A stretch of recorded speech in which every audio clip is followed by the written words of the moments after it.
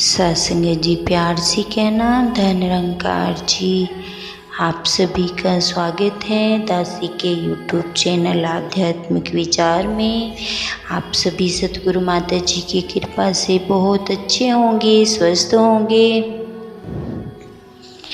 अब हम आपके लिए लेकर आए हैं निरंकारी मिशन की नई पुस्तक दिव्य दीक्षा, जिसमें सतगुरु माता सुदीक्षा जी महाराज की मुखार बिंदु से प्रवाहित अनमोल वचन है, जिनका हम आनंद लेंगे। इस पुस्तक का नाम है दिव्य दीक्षा। समय का पहिया धीरे धीरे जैसे आगे चलता है, सतगुरु कायम दायम सत्ता केवल रूप बदलता है। आप जी के चरणों में नम्र निवेदन है। परम पूज्य सतगुरु माता सुदीक्षा जी महाराज के प्रवचनों का सारांश का प्रथम संग्रह दिव्य दीक्षा भाग 1 आपके हाथों में सौंपते हुए पार हर्ष हो रहा है। पुस्तक में सतगुरु माता सुदीक्षा जी महाराज के सतगुरु रूप में प्रकट होने के उपरांत व्यक्त किए गए भावों को संग्रहित किया गया है, जो अत्यंत विनम्रता भरे और मर्मस्पर्शी हैं। विचारों के इस संकलन के अभी आरंभिक 2 भाग प्रकाशित किए जा रहे हैं। प्रथम भाग में सतगुरु रूप में प्रकट होने के उपरांत व्यक्त उद्गारों के साथ साथ देश व्यापी व विदेश कल्याण यात्राएं, अनूठी श्रद्धा, अद्भुत उत्साह, मानवता के महान पर्व, निरंकारी संत समागम तथा विचार सार को संग्रहित किया गया है। दासी सतगुरु माता जी सुदीक्षा जी के चरणों में नम्र निवेदन पूर्व प्रार्थना करती है कि प्रवचन रूप में आपके मुखार बिंदु से व्यक्त उद्गार जहाँ संपूर्ण मानवता का कल्याण करें, वहीं भक्तों को गुरुमत वाले सद्मार्ग पर चलाने का सामर्थ्य भी प्रदान करें। सतगुरु रूप में प्रकट हुए सतगुरु माता सुदीक्षा जी महाराज सतगुरु सदैव रहने वाली कायम दायम परम सत्ता है।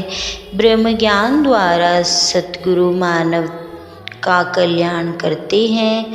समय समय पर यह दिव्य सत्ता शरीर बदलती है। मानव शरीर में आकर सतगुरु आम इंसान की तरह जीवन जीकर हमें जीना सिखाते हैं। इतिहास अपने आप को दोहराता रहा है। सतगुरु माता सविंदर हरदेव जी महाराज ने मानव कल्याण का उत्तरदायित्व परम पूज्य सुदीक्षा जी को सौंप दिया। सतगुरु रूप में प्रकट माता सुदीक्षा जी महाराज ने अपने आप को मानवता के प्रति पूर्णता समर्पित करके जहाँ संगतों में नई ऊर्जा और अद्भुत उत्साह भरा है, वहीं गुरमत की गहराइयों को भी बहुत सहजता से समझा रहे हैं। अब महापुरुषों जी, आप जानते ही हैं, ग्राउंड नंबर 8 दिल्ली में 17 जुलाई सन 2018 को सतगुरु माता जी के विचार सत्संग जी प्यार से कहना। धन निरंकार जी। सत्संग जी, दासी को जिस स्टेज पर बिठा दिया है, दासी बिल्कुल ऐसी कोई क्वालिटी नहीं रखती कि यहाँ पर बैठ सके, पर सतगुरु का यही हुक्म था। बाबा हरदेव सिंह जी संगतों को सिर का ताज कहा करते थे, तो दासी को यह जो सेवा बख्शी गई है, आप ऐसे ही पल पल सीखते रहना जी, ताकि दासी संगत में आप सबकी चरण रज लेते हुए पूरी लाइफ हर पल आपकी सेवा कर सके। सतगुरु माता सविंदर जी के चरणों में यही अरदास है कि आप जी अपनी सेहत जल्दी से ठीक कीजिए, ताकि दासी वापस आपके चरणों में बैठे और आप जी अपने स्टेज पर विराजमान हो सके। एक तू ही निरंकार मैं तेरी शरणा मैनू बख्श लो, तू ही निरंकार मैं तेरी शरणा मैनू बख्श लो। साध संगत जी प्यार से कहना द निरंकार जी।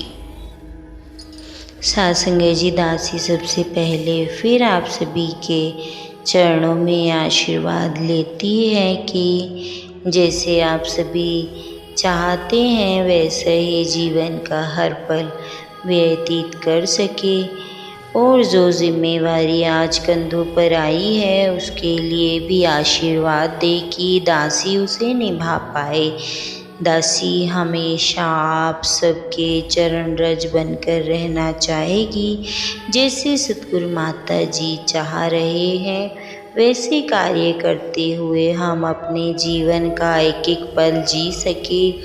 एक उदाहरण ध्यान आ रहा है कि जैसे शर्ट का पहला ही बटन अगर हम गलत लगा दे तो बाकी सारे बटन भी गलत लगते चले जाते हैं।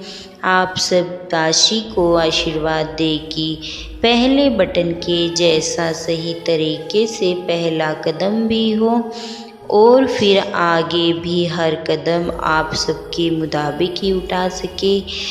आज जब हम भवन पर थे तो एक कागज़ पर बाबा जी की ही हैंडराइटिंग में लिखा हुआ जॉर्ज बर्टन शो का एक उदाहरण मिला। दासी आप जी को सुनाना चाहेगी। मेरा मानना है कि मेरा जीवन संपूर्ण मानवता के लिए है।